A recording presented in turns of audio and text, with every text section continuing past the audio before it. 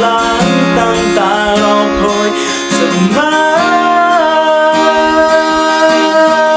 ยินดีที่จะได้พบเธอมากเลยยินดีที่จะได้คุ้นเคย